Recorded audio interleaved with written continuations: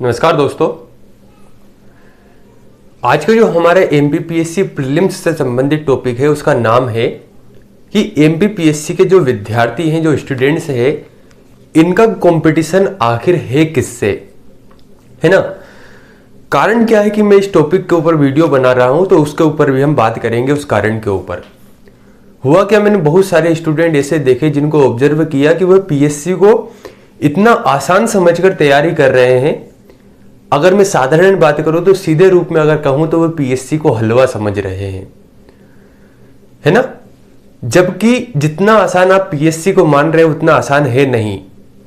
मैं ये जरूर मानता हूं कि पीएससी इतनी भी कठिन नहीं है कि निकाली नहीं जा सकती, लेकिन इतनी भी आसान नहीं है जितनी आप समझ कर रख रहे हो। तो अगर आपको लगता है कि आप भी ऐसा ही कर रहे हो तो ये वीडियो आपके लिए है। मैंने क्या देखा कि स्टूडेंट 2 घंटे पढ़ लेते हैं, फिर 1 दिन गैप दे दिया, 2 दिन गैप दे दिया, 4 घंटे पढ़ लिया, फिर 5 दिन गैप दे दिया, 6 दिन गैप दे दिया।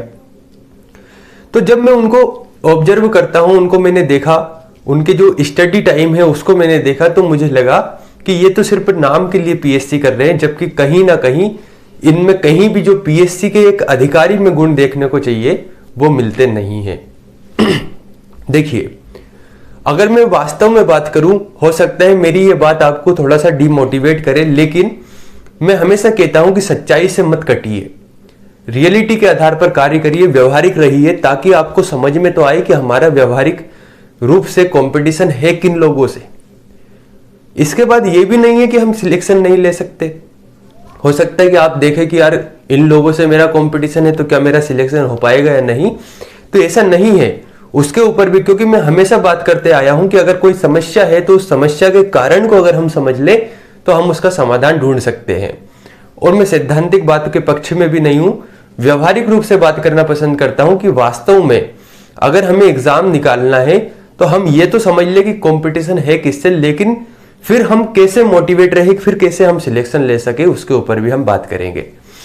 जब मैं बात करता हूं किन से आपका कंपटीशन है, तो सबसे पहली बात तो आपके सीनियर से, यानी कुछ ऐसे स्टूडेंट होंगे जो आपने देखे होंगे जो आपसे पहले से तैयारी कर रहे हैं, लगभग किन्हीं को 2 साल, 3 साल, 4 साल, 5 साल यहां पर तैयारी करते करते हो गया है, जिन्होंने प्रीलिम्स दिया लेकिन 1 या 2 नंबर से रुक रहे हैं। इसका मतलब ये कि कहीं ना कहीं इनके नॉलेज का स्तर काफी अच्छा है। तो एक तो ये हो गए। दूसरा बात करें आपके टीचर्स की बात करें, शिक्षकों की बात करें, तो आपने कहीं भी अगर कोचिंग प्राप्त की है, चाहे ऑफलाइन की बात करें, ऑनलाइन की बात करें, तो जो आपके शिक्षक आपको पढ़ाते हैं वे शिक्षक आप भी जानते हैं नॉलेज के मामले में कहीं बेहतर आपसे हो सकते हैं। इसका मतलब वे भी एग्जाम देते हैं और कभी कभी उनका प्रीलिम्स, मेंस, इंटरव्यू या इंटरव्यू से बाहर हो रहे हैं, मेंस से बाहर हो रहे हैं। कहने का मतलब जो टीचर खुद आपको एमपीपीएससी की तैयारी कर रहे हैं उनसे भी आपका कंपटीशन है। तीसरी बात करें तो ऐसे स्टूडेंट्स जिन्होंने प्रीलिम्स दिया है लेकिन मेंस में रुक रहे हैं, यहां पर प्रीलिम्स में रुक रहे थे, यहां पर मेंस में रुक रहे हैं। या कुछ स्टूडेंट ऐसे मिलेंगे जो इंटरव्यू से बाहर हो रहे हैं, यानी जो स्टूडेंट मेंस तक पहुंच रहा है, इंटरव्यू से बाहर हो रहा है, कहने का मतलब उसके नॉलेज का स्तर काफी अच्छा है।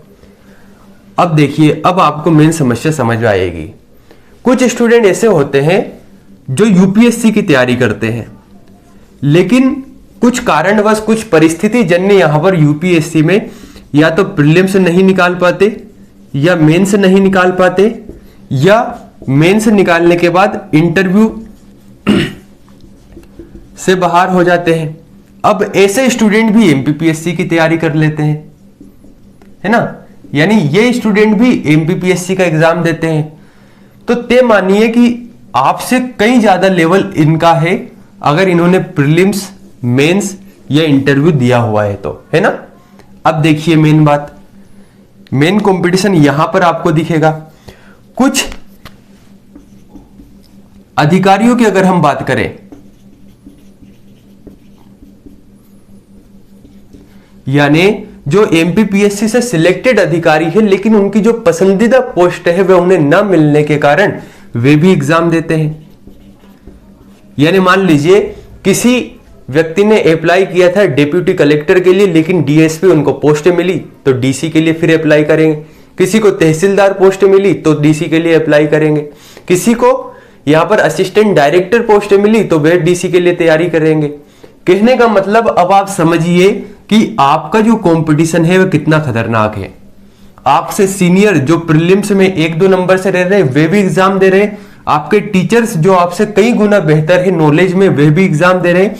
जो स्टूडेंट मेन से इंटरव्यू से बाहर हो रहे हैं, जिनका प्रीलिम्स पहले से निकला हुआ है, वे भी एग्जाम दे रहे हैं। जो यूपीएससी की तैयारी कर चुके हैं, किसी कारणवश सिलेक्शन नहीं हुआ, वे भी एग्जाम दे रहे हैं। साथ ही वे भी एग्जाम दे रहे हैं जिन अधिकारियों की पहले से यहां पर एमपीपीएससी में सिलेक्टेड है और उनकी पसंदीदा पोस्ट ना मिलने के कारण उनकी पसंदीदा पोस्ट के लिए एग्जाम दे रहे हैं। तो अब आप समझिए कि आपके कंपटीशन का क्या लेवल है। अब आपके अंदर का जो कह सकते हैं भ्रम है ना, वो भ्रम टूटा होगा, है ना, कि 2 घंटे पढ़ने से निकाल देंगे। अरे हम तो 12th में हमारी 99% थी, हम तो वैसे ही निकाल देंगे, हमें कौन रोकेगा सिलेक्शन लेने से। मेरे भाई यहां पर ये सभी चीजें नहीं चलेगी। यहां पर आपके जितने भी भ्रम है ना, ये सब भ्रम अभी ही अगर आप दूर कर लेंगे ना तो सिलेक्शन के नजदीक है। वरना यकीन मानिए बहुत सारे स्टूडेंट मैंने खुद देखे जिनको 7 साल 8 साल हो जाते हैं, उसके बाद भी प्रीलिम्स नहीं निकलता है। सिलेक्शन तो बहुत दूर की बात है। 10-10 15-15 साल हो जाते हैं तैयारी करते हुए, मेंस नहीं निकल रहा, इंटरव्यू नहीं निकल रहा। इसके पीछे क्या कारण है कि पीएससी को इतने सरल तरीके से लेना कि उनको ऐसा लगता है कि हम वैसे ही पीएससी निकाल जाएंगे। अगर पीएससी के मर्म को आप समझ गए, इसमें समझ गए कि मेंस आंसर राइटिंग कैसे करनी है, प्रीलिम्स के लिए तैयारी कैसी करनी है और कितना समय देना है, तो ही आप एग्जाम निकाल पाते हैं। तो अब ये तो बात हो गई, ठीक है कि आपका कंपटीशन इनसे है, तो मेरे भाइयों आपको समझ आ गया होगा कि अब आपको कितना पढ़ना पड़ेगा। यानी आप सभी को इन लोगों से ज्यादा पढ़ना होगा। और कभी भी ये चीज मत करिए कि मैं इनको पीछे छोड़ दूंगा, बल्कि ये करिए कि मुझे खुद को बेहतर बनाना है, खुद को उच्च स्तर तक ले जाना है। आप खुद को उच्च स्तर तक ले जाइए, दूसरा व्यक्ति खुद आपके निम्न स्तर पर या आपसे नीचे वाले जो स्तर है उस पर पहुंच जाएगा। क्यों? क्योंकि आपका जो तैयारी करने का तरीका है, जैसे जैसे आप इसमें सुधार लाते जाएंगे, जैसे जैसे आप इस पर काम करते जाएंगे, जैसे जैसे आप प्रयत्न करते जाएंगे, आप प्रैक्टिस करते जाएंगे, आपका लेवल सुधरने लगेगा। लेकिन अब बात यह आती है कि सर आपने तो बहुत हमें डरा दिया कि हमारा तो कंपटीशन ऐसे लोगों से है जिनसे जीतना बहुत ही मुश्किल है, तो अब सर हमारा सिलेक्शन कैसे होगा?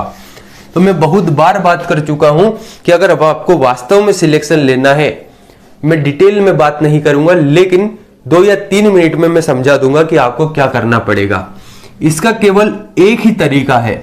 अगर मैं तरीका कहूं कि वास्तव में आपको सिलेक्शन लेना ही है, तो इसका केवल एक ही तरीका है। भले ही 12 घंटे की जगह 10 या 8 घंटे पढ़ लीजिए, लेकिन बस एक चीज पर काम कर लीजिए, वो है कंसिस्टेंसी। अब आप कहेंगे कि सर ये क्या आप बार बार एक ही चीज पर बात करते हैं? मैं बात केवल वही करता हूं जो महत्वपूर्ण है, जहां पर सिलेक्शन के चांसेस ज्यादा है। इसके ऊपर मैं डिटेल में वीडियो बना चुका हूं कि कंसिस्टेंसी कैसे आती है, क्या करना होगा। वीडियो नहीं देखा है तो देख लीजिए, और नहीं भी देखना है तो ये आपकी मर्जी है, आपको सिलेक्शन लेना या नहीं। इतना सा बता देता हूं कि कंसिस्टेंसी कैसे आएगी। डिटेल में अगर आपको देखना है तो आप पिछले कुछ वीडियो से जहां पर मैंने बात की है उसमें देख लीजिए। लेकिन अगर आपको सिलेक्शन लेना है तो कंसिस्टेंसी पर काम करना होगा, और कंसिस्टेंसी के लिए सबसे महत्वपूर्ण है डिसिप्लिन में रहना। डिसिप्लिन यानी अनुशासन में जो आपने तय कर रखा है उसे पूरा कीजिए। खुद से जो कमिटमेंट कर रखे हैं कि इतने टाइम पढ़ना है तो वह पूरा कीजिए। अनावश्यक कार्यों में अपना ध्यान ना लगाकर आपकी पढ़ाई पर ध्यान लगाइए, और आपको फिक्स टाइम टेबल अपनाना होगा, तब ही आप कंसिस्टेंट रह सकते हैं। अन्यथा आपका सिलेक्शन भूल जाइए। भले ही आपको मेरी बातें थोड़ी सी कड़वी लगे, लेकिन मैं हमेशा व्यवहारिक बात करता हूं। मैं नहीं चाहता हूं कि आपके 5 साल 6 साल खराब हो, उसके बाद आपको लगे कि यार सिलेक्शन नहीं हो पाया, है ना।